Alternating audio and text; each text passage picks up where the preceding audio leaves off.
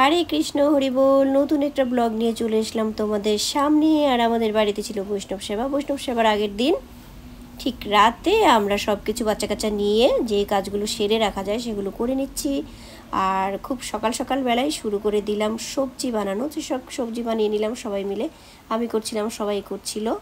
আর আমি, সঞ্চিতা, আর আমাদের প্রিয় ভাইগনা বউ মিতু, আর আমাদের আরেক ভাইগনা বউ আছে, ওর ছোট একটা বাচ্চা আছে, তাও একটু পরে এসেছিল, সম্পিতা। আর মিতু আমাদের খুবই প্রিয়, খুব হেল্পফুল, খুব মিশুক, খুব ভালো, কি বলবো, বলতে নেই এত কিছু। মিতুর নজর লেগে যাবে, তাই আর বাকিটা বললামই না।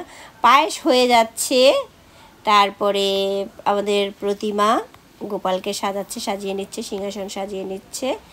আর একে একে সব কিছু সবগুলো আইটেম আমরা করে নিচ্ছি। তো অত বেশি আইটেম হয়নি, অনেকগুলো সব বৈষ্ণবরা এসেছিল, তো তাই সবজি, খিচুড়ি আর বেগুনি আর হচ্ছে চাটনি, পাঁপড়, মিষ্টি, পায়েস, এইগুলো।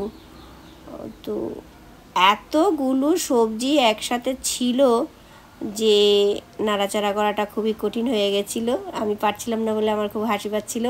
আর আমার বাবা কিন্তু এই যে একটা খুন্তির মতো বানিয়েছে, এটা কিন্তু কাঠ দিয়ে বানিয়েছে। আমার বাবা আবার খুব পারদর্শী সব কাজে, যেটা একবার দেখে সেটাই বাবার হয়ে যায়, সব কিছু পারে। অনেক বড় ডাক্তার, অনেক বড় ইঞ্জিনিয়ার, কি বলবো, তার আর জুড়ি নেই। তো এইরকম খুন্তি দিয়ে সবাই একটুখানি চেষ্টা করলাম, সবজিটাকে কিছুতেই মানে নাজেহাল অবস্থা। সবজিটা এমনই একটা, অনেকগুলো সবজি একসাথে। আর এই সবজিটা তো খুবই ভালো হয়েছিল। সব কিছু কিন্তু রান্না করার পরে ভগবানকে ভোগ অর্পণ করা হয়েছিল, তারপর সবাই আমরা একসাথে বসে প্রসাদ পেয়েছিলাম। আর বৈষ্ণব সেবা সেটা হচ্ছে আমাদের কলিযুগে যদি আমরা ভগবানকে পেতে চাই এবং পূজা অর্চনা যাই হোক, সবচেয়ে কিন্তু এটাই যে বৈষ্ণব সেবা করো, বৈষ্ণবকে সেবা করো। কারণ রিয়েল বলতে এইটুকুই আছে এখন, নাম হরিনাম সংকীর্তন, সবাই মিলে একসাথে হরিনাম সংকীর্তন এবং বৈষ্ণব সেবা, এটার কোনো জুড়ি নেই। এগুলোই এখন ওই রকম সেই আগের যুগের মতো দাপর ত্রেতা, আর তখনকারের মতো কিন্তু সত্যযুগ, তখনকারের মতো কলিযুগে এখন আর সেই যজ্ঞ ওইভাবে করা হয় না। আর এটাই এখন মহাযজ্ঞ। একাদশী করো, নাম জপ করো, আর বৈষ্ণব সেবা করো। তো বেগুনি করবো বলে বেগুনটা আমি পারছিলাম না, ট্রাই করছিলাম, তাও শেষমেশ দেখলাম হয়ে গেল। খুব পাতলা পাতলা করে কাটতে হয়, কাটলাম। বৈষ্ণবের চরণের ধুলি কে কে কে কে পাবে, কি বলবো, বৈষ্ণবের চরণের ধুলির কোনো তুলনা নেই। কারণ বৈষ্ণব চরণ ধুলি না হলে আমরা ভক্তিপথে এগিয়ে যেতে পারবো না, আর ভগবানের ধামে তো যাওয়াই সম্ভব না কোনো অবস্থাতেই। সেটা একটা বড় রুলস ভগবানের, যে বৈষ্ণবের চরণ ধুলি মস্তকে নিতেই হবে, মাস্ট। অনেকটাই খিচুড়ি ছিল এবং খিচুড়িটা পরে এত ভালো হয়েছিল, সবাই খিচুড়ি প্রসাদটা পেয়ে খুব ভালো বলেছিল। আর আমার মা খুব ভালো করে এগুলো রান্না করে, মাই সব রান্না করেছিল, ডিরেকশন মা, আমি একটুখানি মাকে হেল্প করেছিলাম। এই তো সবাই মিলে আমরা, বৈষ্ণবরা আসা শুরু করে দিল, বৈষ্ণবদেরকে আমরা খেতে দিয়ে ফেলেছি অলরেডি, আমি একটু একটু করে দেবো। তো সবাই দেবে, ভালো লাগে বৈষ্ণব সেবা করাতে। সেই দিন আমার দাদু, আমি কোনো দিন দেখিনি, আমার বাবা ছোটো থাকতে আমার দাদু মারা গেছিলো।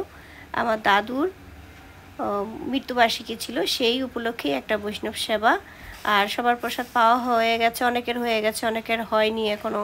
সবাই বসে একটুখানি গল্পগুজব করছি, কেউ কেউ খাচ্ছে, কেউ বাইরে, কেউ ঘরে। আসলে বাড়িতে জায়গা কম ছিল, তাই যাকে যেখানে পেরেছি সেখানে দেওয়া হয়েছে। এ হচ্ছে বিন্দার পিসি, আর সাথে ছিল বিন্দার বড় পিসি, মানে পিসির যা, আর ও হচ্ছে আমার যা। আর আমাদের তীর্থ মিষ্টিটা নিয়ে খুবই খেলা করছিল, এদিকে নিলে ওদিকে পড়ে যায়, ওদিকে নিলে এদিকে পড়ে যায়।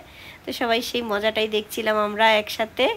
এবার মিতু একেবারেই ক্যামেরার সামনে আসতে চায় না, লুকিয়ে থাকবে। আমিও একেবারে নাছোড়বান্দা, তোমাকে আমি আজকে দেখিয়েই ছাড়বো।